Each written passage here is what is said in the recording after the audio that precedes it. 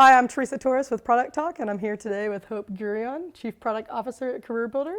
And we're going to talk a little bit about the evolution of product management at CareerBuilder. Thanks for being here, Hope. Thanks, Teresa. I'm excited for this. I'm excited too. So let's just start by, tell me a little bit about your role at CareerBuilder. Who's Hope? I run the product group at CareerBuilder, and at CareerBuilder, what that means, it's a mix of some of the product management functions, UX, analytics, and then also digital marketing to help draw in new users to our sites. Okay, so digital marketing fits in product. In our organization, it does. Okay, perfect. And tell me a little bit about your team. How many product managers do you have? How many user experience folks do you have? I don't have the exact counts, but roughly we have a team of about 15 to 20 product managers and about the similar ratio of interaction designers and a couple of visual designers. And do you have user researchers? We have a couple user researchers, and we also, within our analytics group, we recently shifted this. We have 2 people who are responsible for more of our user analytics. So that they're actually paired as part of our analytics team, but they actually originally were part of our UX team, really making sure that all the product teams have access to Google Analytics data about their users and the site behaviors. Yeah, that's great. So you oversee almost everybody but engineering, it sounds like, that's related to getting your product out the door. Yes. Okay. Tell me a little bit about how you got to where you are. How to say this? So I actually I think my first roles in product management were when I worked at AOL, and this is more than a decade ago. I ran originally the jobs and real estate verticals on AOL, and then ran our shopping channel on AOL. And it's funny to think about the contrast between the type of product management that I was doing then and what I'm trying to enable our teams to do now, because that was definitely in the world of PRDs that were requested but never read, and trying to launch things very, very slowly, and largely about managing stakeholder and advertiser needs as opposed to user needs. So it's definitely a contrast to what we're doing now. That's great, and I definitely want to get into what you are doing now, because I think if I didn't know about you or CareerBuilder, I would assume that CareerBuilder was building products like AOL. Yes, no, not at all. Yeah, excellent. I think that's exactly what's going to make this interview interesting. So you didn't start out in product management at CareerBuilder. You started out, I think, in business development? Yeah, when I first started, I was VP Business Development, and that really was sort of a mix of our ad sales and operations, a few other things that were largely operational or sales related. And the way that I interpreted my role was, what do we need to do to help ensure that our company grows, that the business actually develops? And what that led to was, how do we actually expand beyond our 2 core products, which were jobs and resume database. At the time I started back in 2006, those were really our primary 2 products. And what that led to is creating a lot of additional products and services that were closely related to the technology and products and where we really had expertise, and were directly related to things that our customers needed and our sales force would be capable of selling. And so that really is what led into the creation of a product management function at CareerBuilder, because we started expanding our products. And were there product managers at the company before that? No. Okay, so This is very recent. Yeah, so you really introduced product management as a function to CareerBuilder. Absolutely. And what about interaction design and the sort of analytics piece? That's even newer. Okay. I would say we really didn't have. I remember when I first joined, there was a single, UX person, let's say, who was largely trying to make the case for the need to do UX, and we were working with an outside agency to create all of our interaction designs. It wasn't a very successful strategy, needless to say. And then actually, because that person wasn't particularly successful, we eliminated the role and literally had 0 interaction design function. It was something that we thought maybe the engineers could just handle as well. And so it really was over the last couple of years that we really recognized the deficiencies of not making that investment, and we've worked to correct it. And now we have a really robust team of about 15 people who are really a part of the core product team, with the engineering lead and our product leads. We also have a UX lead as part of each product team. And So that's a really large organizational change. Tell me a little bit about how that came about. Well, I mean, it was really born out of necessity. I mean, we really had unusable products in a lot of ways. We saw it evidenced in the need for a lot of training from our customer care team to invest in helping our customers be able to use the products. A lot of inbound requests that came in terms of our consumer site and people finding things unusable or confusing. And so over time, we recognized that we just, it's a worthwhile investment to make sure that we're not, if we even have a valuable product, sometimes it really gets lost in its value delivered to the customer because it's just not that intuitive or usable. And so once we started making that investment, I think that it snowballed and people wanted to make sure that every product had the luxury of that investment. And so that's what led to the expansion of the team. Yeah, I just realized we both have a lot of context for CareerBuilder and sort of the recruiting space, but maybe let's take a minute and tell me a little bit about who your customers are versus, you mentioned customers and you also mentioned your consumer site. Yes. Do you want to just lay the foundation for the rest of the interview? Yeah, CareerBuilder is a classic two-sided marketplace, right? We have consumers or candidates that we often refer to them as. These are the people who are often using not just the CareerBuilder site, it could be our niche sites, it could be some of the career sites that we create for our employer customers. But typically most of our products have that sort of consumer or candidate side to the marketplace. And then we have a suite of other products. Most notable would be job postings, resume database, or talent networks, or other career sites or ATS functionality that are servicing a more corporate customer. Could be a staffing agency, could be an employer, could be the recruiting or talent acquisition function at an employer. And those are the back-end users of our products, and we really want to make sure that they get the quantity and quality of people that they need typically so they can fill open roles that they have at their organizations. Okay, so very simply, your job seekers are consumers. Yes. Your consumers are people that are actively looking for jobs. Yes. Or maybe passively looking for jobs. And then your customer is an employer looking to hire or an organization helping companies hire. Yes, correct. Okay, excellent. So let's get a little bit into how product management works at CareerBuilder. As the Chief Product Officer, I imagine you're responsible for product strategy at CareerBuilder. What does that look like across your team? What do you do? What do the other people on your team do?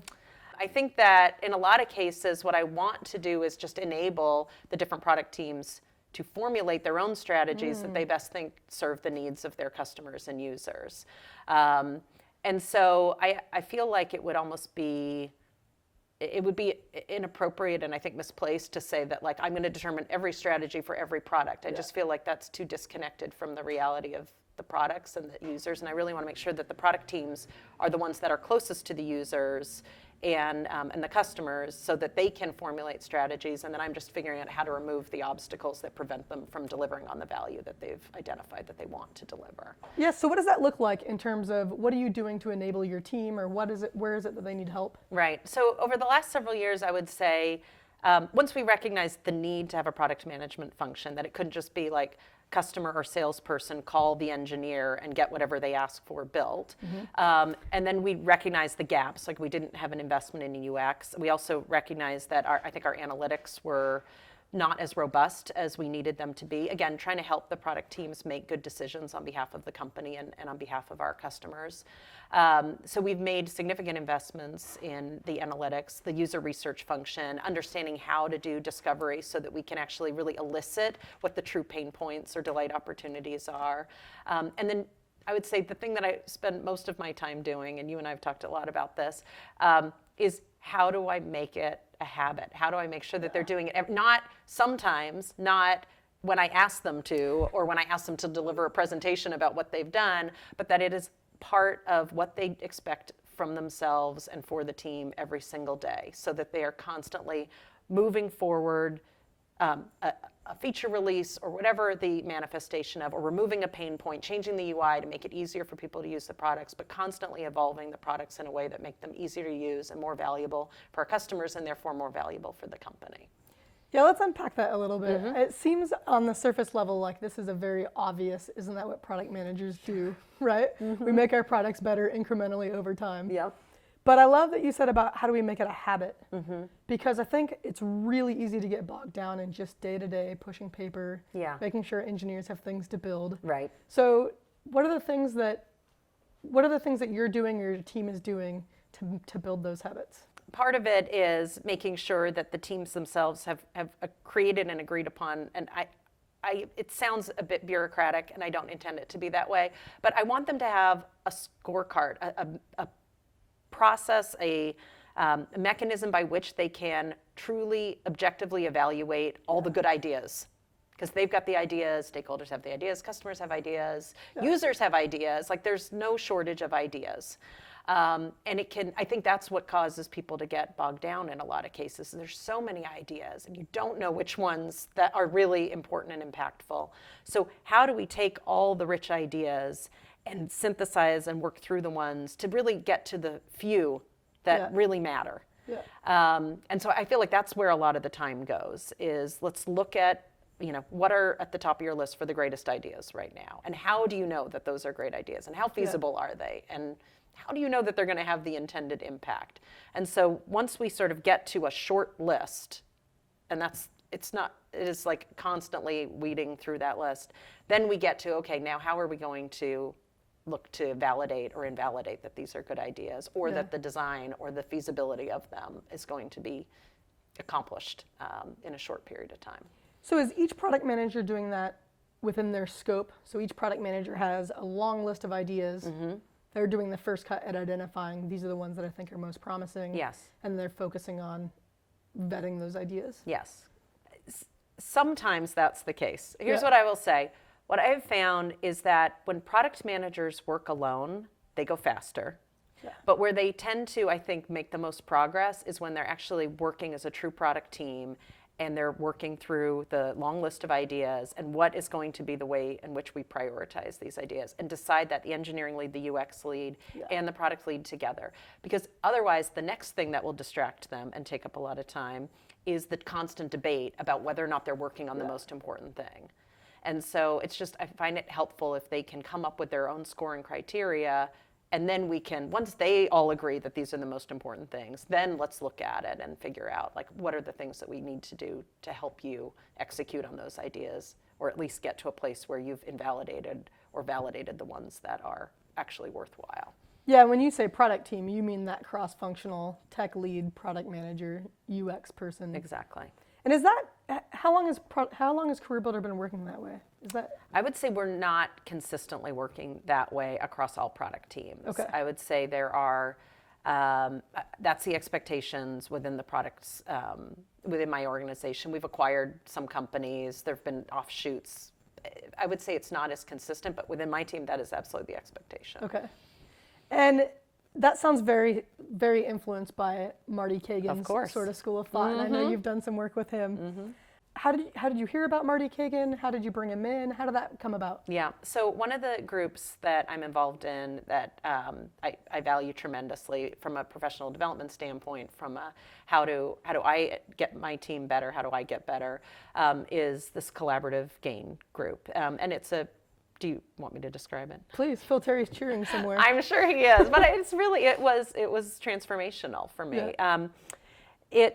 It's a group of product, tech, UX executives at a lot of digital companies, more or less, some marketing as well.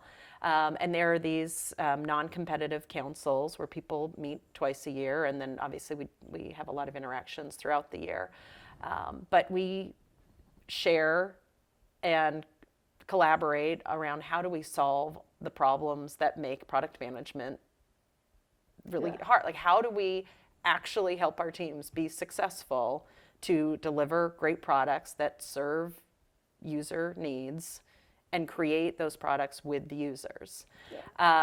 And Marty Kagan obviously has done lots of work with lots of those companies, and after like the 8th person told me that they had been trained by Marty Kagan, I said, well, I don't know what I'm waiting for. We'd read the book, we said, okay, let's just bring him in and really have him do a diagnosis and prescription on the needs of our organization. And he identified our lack of UX, he identified lack of QA, he identified that we weren't working through rich product backlogs, and we didn't have a good cadence for discovery and delivery. And so we've done a lot of work to correct for those deficiencies. So this was pretty early on in product management at CareerBuilder, where Marty Kagan came in. That's true. One of the things that he talks about is not just cross-functional teams, really owning the whole process, but also this idea of Dualtrack Agile, where you have your discovery process and your delivery process. I know that you guys are working under that philosophy. Tell me a little bit about how that works.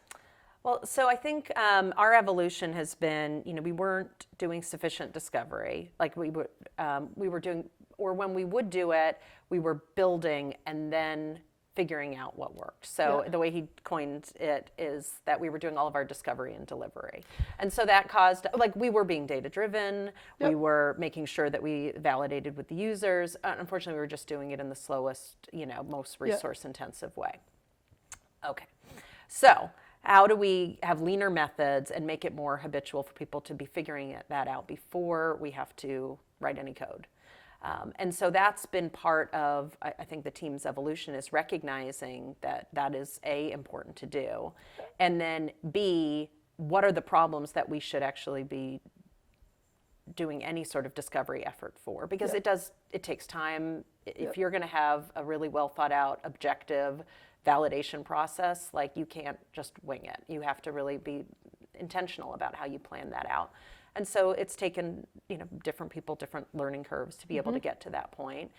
And then it's, people are human, right? Like I have humans working in product management, and they aren't always objective, and they fall in love with their ideas, and they only want to be proven right. And so having that objectivity when you have a list of ideas, to really have that discipline to know that really only 10% are worth doing, when you're so excited to do all of them, just requires this habit to help people really get good at discovery, and that it's okay to invalidate. And so that our process with Dualtrack Agile has been, I think we are doing more discovery than we've ever done. And I think our sort of evolution is, how do we make sure that we are really only focusing on the 10% of things that matter? Yeah.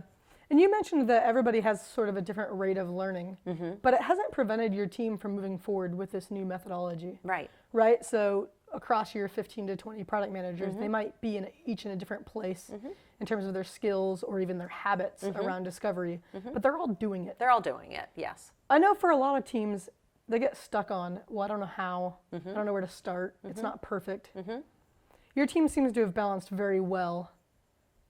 We're just going to do it, and we'll get better at it over time. That's right. How did you instill that, or how did it just became? It was the expectation. I mean, that is what I spend most of my time talking to my team about. Okay. Is again, what's on the list? How are you going to invalidate or validate it? And literally, that is the majority of the discussions that we have. So it's one of those inspect what you expect. Yeah, it's supported from the traditional top. management techniques, but that is, and like I said, there were other things that we had to put in place. There were, I couldn't expect them to do a lot of true validation at scale without an investment in Google Analytics and some of the testing and optimization platforms. So we put a lot of that in place, but now it's there. And so now it's more exciting, because now it's back to the ideas, and which of those ideas have the most merit, and which are the ones that are going to deliver the most value for the least amount of effort. And so that is why it is the majority of the discussions that I have with my product managers. That's great. So walk me through what that looks like in practice. So let's say that I have a new product idea as a product manager. Goes in my long list. It makes it, let's say it makes the cut to my handful that I'm going to focus on this quarter. What happens next? It depends on the nature of the idea, right? If assuming it is a traditional sort of feature that is going to be manifested in some sort of UI on the site, then really what we would do from that point is, what is the expected impact? And so typically that would lead to, if you've already done the sort of qualitative research, and if not, if it's a great idea and you haven't done any of the qualitative research, then ideally that's the place to start. What is the why is this the most important idea? Why does this bubble up to the top and outrank all the other ideas? Because it's solving a really frustrating pain point for a user, or it has tremendous potential to really elevate the experience. So that's what we're usually trying to figure out. Are we solving for pain, or are we trying to really increase delight and engagement with the site? And then what is the expected impact? Almost everything that we would do, we really try to tie it back to some sort of business metric. Either it's solving a need for a customer, it's going to drive up one of our KPIs. I would say it's very rare that we do something just to minimize a pain point for a user. It really has to tie back to a metric for one of our customers or for our company. And then we want to get to quickly how do we assess the relative importance of that feature? And that we do by trying to size the potential impact. And so typically what that leads us to do is typically more of a quantitative experiment of some sort, where we can get to a number. It may not be a great projection of what the future outcome will be, but it helps us come up with what's the relative value of that versus all the other ideas. So that's typically the process. And what also is helpful in that process, it helps us work through the UI of the solution, so that during that process, we can prototype potential UIs of that proposed solution, and we can validate that again, both qualitatively and ultimately quantitatively when we run the experiment. So give me a sense of what types of qualitative tests, what you mean by qualitative tests and what you mean by quantitative tests. Okay, so qualitative tests we've been doing in a few different formats. It could be that we oftentimes will have users come into the office and we'll have them actually use our services, and we'll just strictly observe them to see if we're identifying the pain points, or if we've correctly identified the pain points or how they're using the service. Other times we're, like if it's a mobile app, like we're out in the street, watching people either use our app or use, say, another competitor's services. And that's really just to make sure that we've correctly identified the pain point or the delayed opportunity. That's typically what it is. Or if we feel like there's a good solution, typically if it's a competitor's solution and we think they might be onto something, we want to actually validate that it is working as users expect. So that's really the types of qualitative research. Sometimes it's usertesting.com or some other types of research, but that's generally very user observational based is the qualitative research. And then when we shift over to quantitative, that's typically more of some sort of on-site experiment or an email test or some other way that we're going to be able to use to get a data point that helps us assess incremental impact. Now, if I have an idea and I'm going to have to go through qualitative and then quantitative before it goes to my engineers, that sounds like a lot of work. It sounds like a lot of work, What's the argument for why does your team do all of that before it goes to engineering? Well, I think, again, this comes back to we've experienced not doing it. And so typically, we've absolutely been in a mode at points in our past, try to prevent it in the future, where we fall in love with an idea, we're so sure about the solution, why waste all that time when we could just rush it into delivery? It's gonna, it won't take very long, it's completely feasible, and then let's just launch it. But we've seen the error of that way of thinking. It always takes longer. Your first design is rarely the right design execution, and you don't have any basis on which to forecast your impact if you haven't even done an experiment. So we've lived through the fallacy of that thinking, and I'd like to learn from our mistakes, so we don't do that anymore. That's great. So I know CareerBuilder has a really large sales force. I know there's other executives at the company besides you. Of course. So what happens when an executive has an idea or a sales rep has an idea that comes from a customer? Do they go through this process as well? Not consistently. We have a lot of different approaches. I mean, really, we have a cultural belief that really ideas should and can come from anywhere, and we really want to foster the ideas. Where I try to draw the boundaries is we're not just going to build it because you one person strongly believe in this idea. So what we try to do, again, is go through that process of validation. If it's, say, a new product that we believe that there's a market opportunity around that. What we've done, and again, this is, textbook Kagan, right, is we want to have, a set of referenceable customers that we have as, sort of a cohort of beta customers.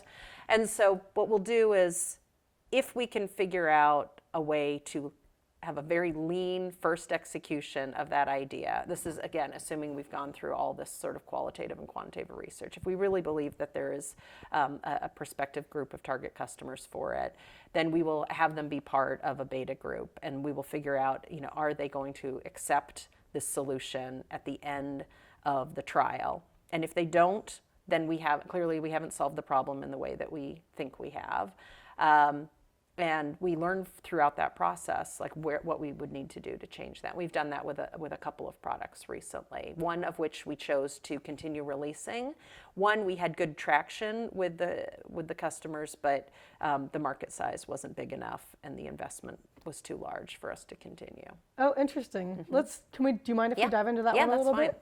One of the things that I've run into, particularly with sales requests, because it's really easy to think my customer wants it, we should build it. Right. But there's a natural tension between a sales rep is focused on closing this customer, whereas product should be focused on meeting the needs of an entire market. So I can especially see how discovery might pull out those differences.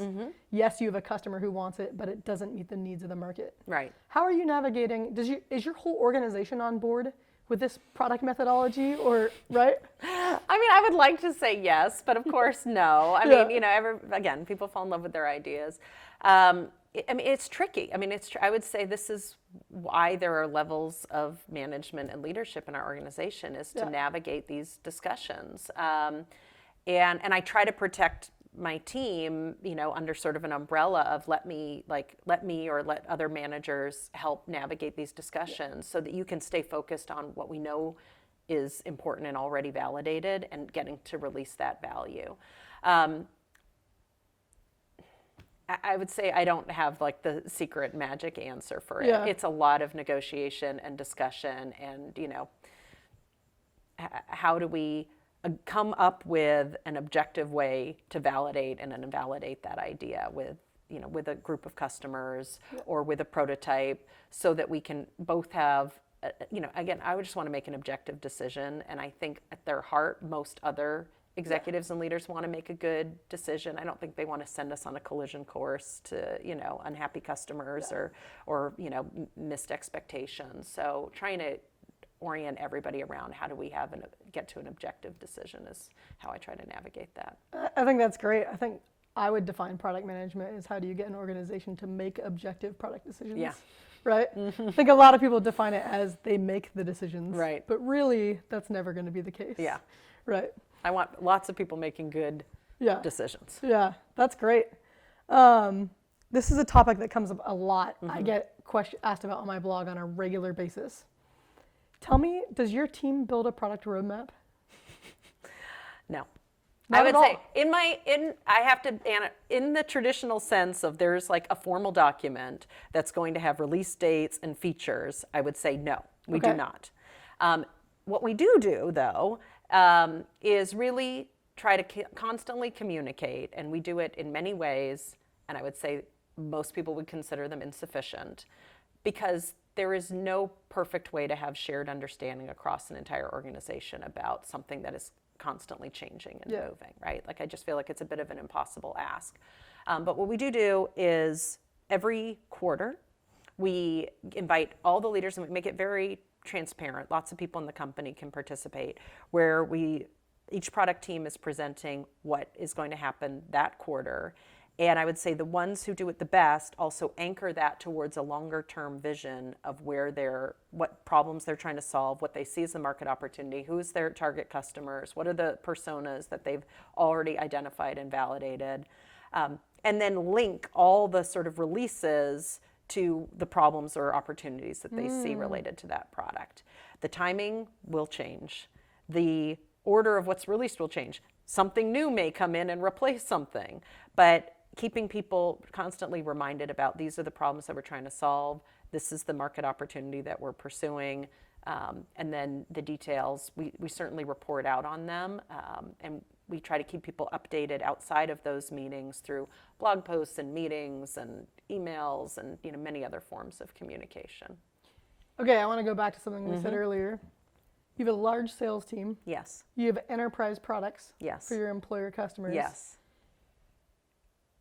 I can't tell you how many times people tell me, I have to have a roadmap. My customers demand it. My CEO demands it. The rest of the business requires it. That only works for consumer companies. Yeah, right. How is it working in your enterprise company? Yes. So I would say we learn from decisions that we've made and things that we've tried and maybe not done as well as we'd like to. But in the past, we used to feel like, oh, well, we should just be releasing. We should just be releasing. And what we recognized was that we were really wreaking havoc on our customers by having that sort of, we wanted to release so that we could learn, but it wreaks havoc on customers, especially customers that are paying you to use the service. What we have instead tried to do is we can still release but not deploy, have a more gentle deployment approach to our customers, where we might release to a test group, we might have a beta test group for certain products, and we've done that successfully, where we have the opportunity to test and measure that it has the intended impact, and then we can invite people to upgrade to that new product. So your enterprise teams are adopting all of the same discovery practices as your consumer team. You're just gating the deployment. We gate the deployment, and I would say, again, the product management and technology and UX teams are filled with humans, and so there are different rates at which they're understanding and adopting and figuring out ways that they can do that discovery so that they're releasing the most important, impactful items. Tell me a little bit about what's the biggest challenges that your product managers are facing as they try to adopt these discovery practices? I mean, they're various. I think some of it, and it depends on the teams. I think there are some teams, especially the ones that are that have higher volume of internal stakeholders, so typically are more B2B products. I think that they are constantly balancing the whose voice should I be listening to, right? Is it the end user? Is it staffing? Is it employer? Is it small businesses, medium-sized businesses, large businesses? Like really being clear about the who that they're developing for, I think can sometimes be a challenge for them when there are so many customers that they're trying to serve. And then the other, internal stakeholders, sales groups, sales leaders that frequently will request features based on an ability to get the sale, right? I want to remove the pain point, a feature that a competitor product has. I want to be able to tick that box for my customer to help them make the sale, and trying to balance that with, well, there are also a set of existing customers that we want to make sure they have a successful experience and renew and are getting the intended value out of the product. So how do you balance the acquiring new customer needs, the existing customer needs, make it easy for people to sell, make it easy for people to renew. So I think it's difficult for them to balance just a lot of voices in addition to their own ideas or the team's ideas about the things that they should be investing in for the evolution of their products. Yeah. It sounds like you've managed to get your teams to focus on what they can do rather than what they can't do, right? Like especially in an enterprise environment, it's really easy to get caught up in we're disrupting our customers. It's too much change. Whereas it sounds like your team is really looking at, okay, yes, we have all of these constraints. What can we still do? Yep. Is that, and I'm sure that varies product manager to product manager. What are you doing to reinforce that across the team?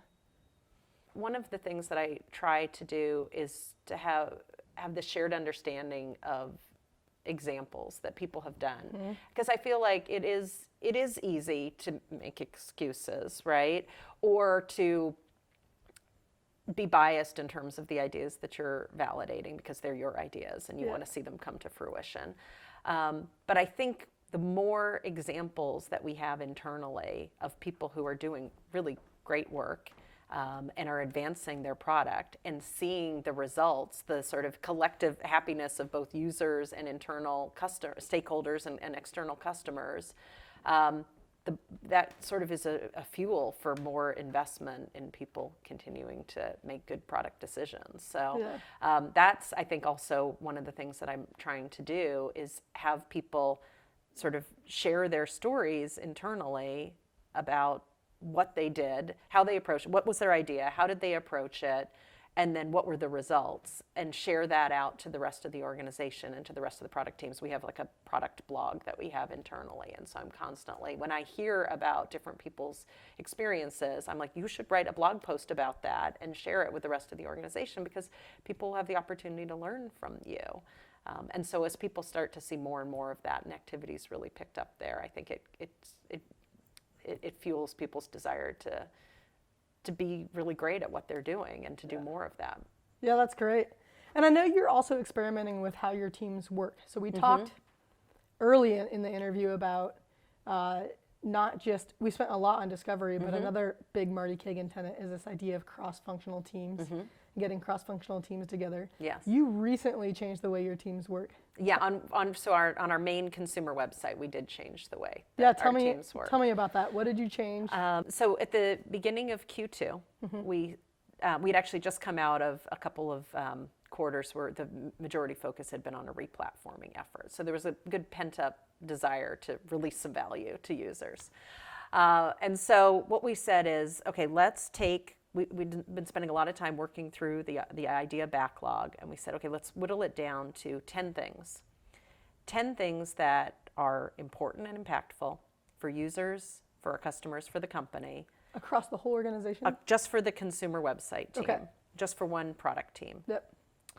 And what do we need to do to release those items by the end of the quarter?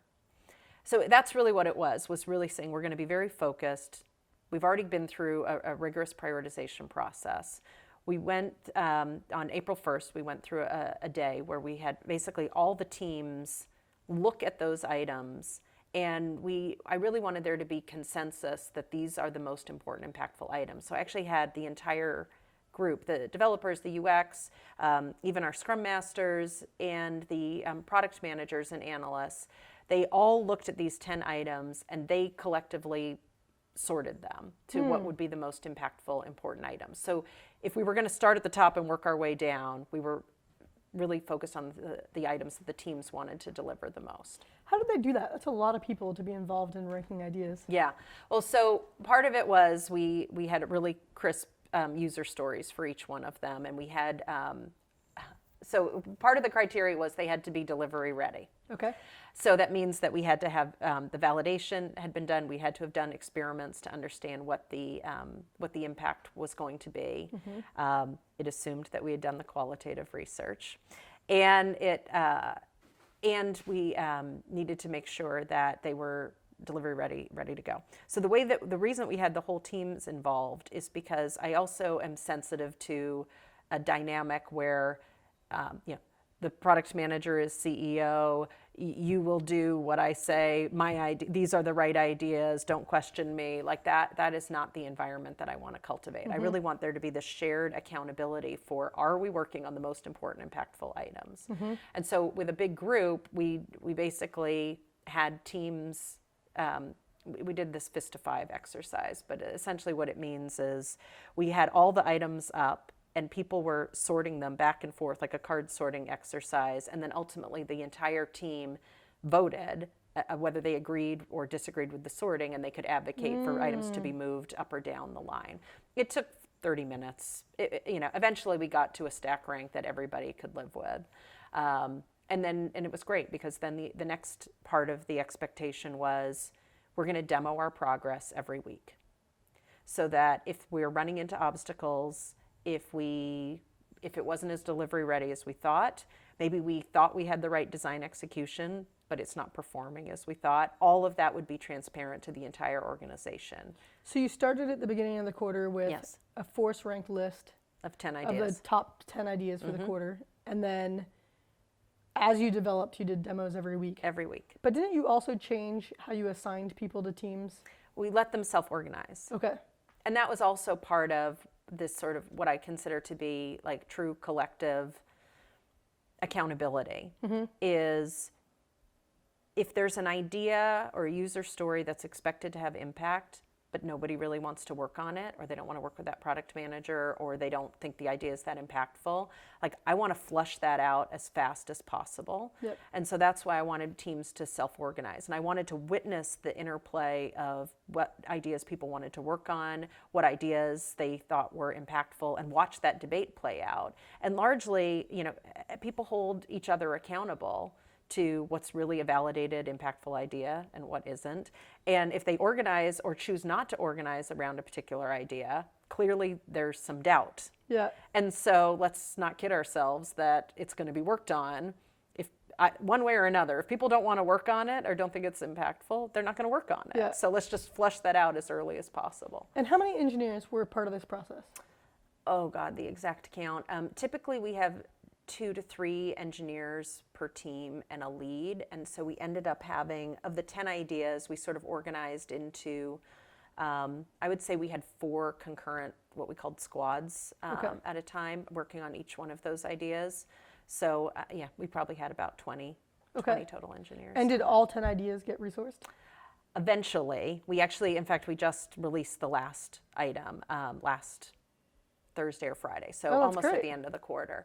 So eventually they did. So what would happen is once one got released, then the teams, and what ended up happening is about midway through the quarter, most of the teams on the first 4 squads were completed, and it was released to 100%. It might have been released to 10 or 20 or 50%, but once they were released to 100%, then people would come off of those squads, and then we could self-organize again for the remaining items. And so that's how it played out. It wasn't without bumps in the road, but it largely worked.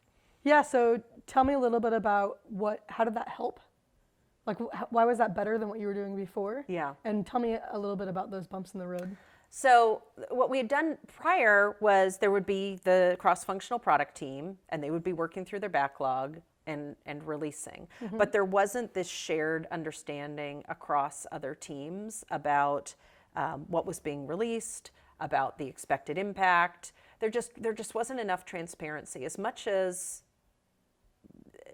people can and should communicate to one another, people get mired in the day-to-day of their own jobs, and so they just didn't share that information. So this sort of weekly demos, we did it every Monday, and now we're going to do it every Tuesday.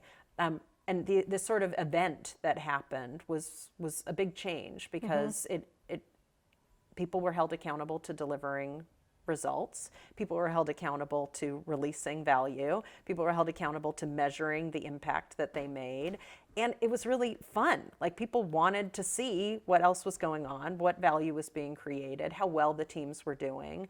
And it was also, one of the best things about it was when people were struggling, because sometimes that happened, they were coaching one another. There was really a collective desire for us to all succeed as a team, and have a meaningful result, have a new and improved site that delivered more value, was more competitive, that delivered on users' expectations better, and people wanted to get there quickly. And so the demos, I would say, were about the most important, impactful change that we made. That's great. And I think, again, especially for people that work at smaller companies, some of this may sound like, well, that's just common sense. Right. But I think at large companies, I've seen it over and over again, you get teams that are off in their corners. No one really quite knows what's happening over there. They report out every once in a while. Right. But it sounds like what you did was you brought your teams together and almost working like a startup would. Yeah. These are the 10 most important things we can do. How do we just get them done? Rather than it's your team versus my team. Right. Yeah. And I think it was something that we reflected on throughout the quarter. Like, what did we like about what changed? What would we want to change?